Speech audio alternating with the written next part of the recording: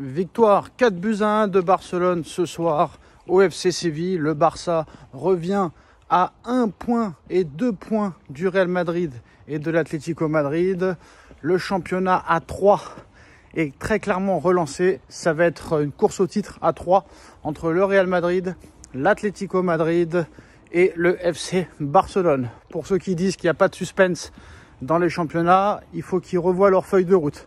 Maintenant, il va y avoir du suspense jusqu'au bout. Honnêtement, jusqu'au bout. Donc ça va être très intéressant, le championnat espagnol, jusqu'à la fin de saison. En plus de ça, les 3 premiers du classement en Liga sont en lice encore pour la Ligue des Champions. Donc ça va être chaud, chaud, chaud. Maintenant, on a vu un très très gros FC Barcelone. Après, ce n'est plus l'équipe du FC Séville d'il y a quelques années qui gagnait l'Europa League tous les ans et qui finissait 4e ou 5e du classement. Voilà, très clairement, ça a changé. Mais quand même, tu vois pas le Real Madrid gagner 4-1 tous les week-ends à l'extérieur. Certes, le Barça a une très grosse équipe, mais ce soir, le Barça perd un pion essentiel de sa défense centrale, Araujo qui sort sur blessure, et ça a l'air d'être grave. Quoi qu'il en soit, le Barça est impressionnant offensivement. Même quand Yamal ne marque pas, t'as Lewandowski, je pense, qui est immortel. Voilà, très clairement, Lewandowski, franchement, si la FIFA ou l'UEFA ou France Football ou comme vous voulez est un petit peu honnête avec eux-mêmes, ils doivent refaire la cérémonie du Ballon d'Or 2020 et la donner à Lewandowski. Voilà. Il faut à un moment donné être conscient des choses. Lewandowski en 2020 a tout gagné avec des stats impressionnantes. Donc voilà, je ne sais pas pourquoi ils ont retiré le Ballon d'Or en 2020. Tout ça à cause de ce virus de merde. Quoi qu'il en soit, on s'en fout. La Ligue des Champions a eu lieu. Le championnat allemand à l'époque a eu lieu. La Coupe d'Allemagne a eu lieu. La Coupe du Monde des clubs a eu lieu. La Super Coupe d'Europe a eu lieu. Donc Lewandowski doit avoir son Ballon d'Or 2020. Voilà, c'est une honte. C'est bon. Faut arrêter. Maintenant, comme vous le savez, si le Paris Saint-Germain se qualifie contre Brest pour les 8e de finale de Ligue des Champions, ils affronteront soit le FC Barcelone, soit Liverpool. Il y en a qui disent « Ouais, je préfère le Barça, je préfère le Barça, je préfère le Barça. » Pour moi, c'est pas si évident que ça. Honnêtement, c'est pas si évident que ça. En plus de ça, quand ils se sont retrouvés à 10 contre 11, le FC Barcelone, je les ai trouvés encore meilleurs à 10 qu'à 11. Offensivement, ils sont impressionnants. Maintenant, il faut voir ce que ça vaut réellement contre des grosses équipes. Est-ce que le Real Madrid est une grosse équipe? Oui. Et ils l'auront mis 9 en 2 matchs. Mais des fois, le Barça va perdre chez lui contre Las Palmas, contre Leganés, etc. Alors, pour moi, j'ai l'impression, d'après ce que je vois, que le FC Barcelone est plus performant à l'extérieur qu'à domicile. Voilà, déjà ça c'est la première chose. C'est vrai que leur stade de domicile n'est pas vraiment leur terrain domicile, vu que le Camp Nou est en travaux, donc ils ne jouent pas au Camp Nou. Mais le Barça est beaucoup plus performant à l'extérieur qu'à domicile cette saison. Donc je pense que si Paris passe bien sûr contre Brest, parce qu'attention, contre Brest c'est pas fait, et si Paris venait à rencontrer le Barça, je pense qu'il faudrait faire la différence peut-être chez eux. Parce que le Barça à domicile, ça piétine. Je crois qu'il y a 3 ou 4 défaites à domicile cette saison, contre des petites équipes en plus de cela. Et en plus de ça, qu'est-ce que je voulais dire? En plus de ça, le Barça et le PSG sont des équipes qui se ressemblent. On va pas se mentir.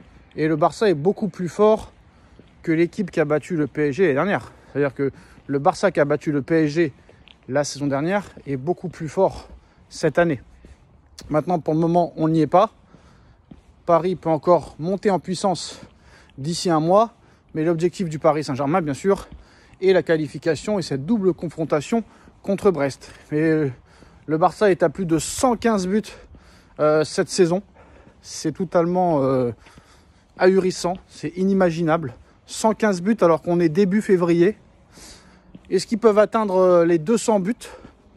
Chose que n'a même pas faite la MSN. Ce serait totalement légendaire et ça resterait dans l'histoire du football. Voilà. Est-ce qu'ils peuvent le faire? En tout cas, il y a encore beaucoup de matchs. Donc s'ils continuent à mettre 4 à 5 buts de moyenne par match, ils vont y arriver facilement. Voilà. Très clairement. ils sont assez faciles ce soir. Même un Eric Garcia, que je trouvais catastrophique, il commence à être bon. Et il marque même des buts. Voilà, Fermin Lopez, exceptionnel. Lewandowski, éternel. Et comment ne pas parler de Rafinha. Rafinha est très clairement un candidat au Ballon d'Or. Voilà, les lumières s'éteignent. Nous sommes dans la nuit parisienne, mais Rafinha est un gros candidat au Ballon d'Or. Alors maintenant, si on devait faire un classement des favoris pour le Ballon d'Or, je mettrais quand même Salah en tête. Après là, Liverpool vient de se faire éliminer contre une D2 en Coupe d'Angleterre. Donc ça compte quand même. Salah en premier pour moi. Rafinha en 2. Et je mettrais Dembélé en numéro 3 pour le moment. Peut-être Yamal en 4 et Mbappé en 5. Ouais, pas de Vinicius. Vinicius, ça fait 3 mois qu'il n'a pas marqué en Liga espagnole. Ça commence à faire beaucoup. Donc voilà mon classement pour le moment pour le Ballon d'Or. Premier, Salah. Deuxième, Rafinha. Troisième, Ousmane Dembélé. Quatrième, Lamine Yamal. Cinquième, Kylian Mbappé. Et bien sûr, ça peut évoluer quand on va savoir clairement qui va gagner le plus de trophées. Et peut-être que Dembélé et Mbappé auront une chance supplémentaire, c'est que eux font la Coupe du Monde des clubs. Eux, ils font la Coupe du Monde des clubs et pas ses adversaires. Pas Liverpool. Liverpool, je crois qu'ils la font pas. Je crois qu'ils la font, Liverpool. Enfin, je sais pas. Je sais que le Barça le fait pas. Ça, c'est sûr et certain. Le Barça la fait pas. Après, il y a des grosses équipes. Alors attention, est-ce que Paris est la meilleure équipe d'Europe? Donc voilà, le FC Barcelone fait partie des prétendants à la victoire finale en Ligue des Champions. Après, la vérité du mois de février n'est pas celle du mois de mai ou du mois de juin. Donc il y a encore beaucoup de choses qui peuvent se passer. Il peut y avoir des blessés de part et d'autre, que ce soit du côté du Paris Saint-Germain, que ce soit du côté du Real, que ce soit du côté du Barça, de Liverpool. Tout peut se passer. Tout peut se passer. Et ça, il faut croiser les doigts pour que tout le monde soit au meilleur de leur effectif.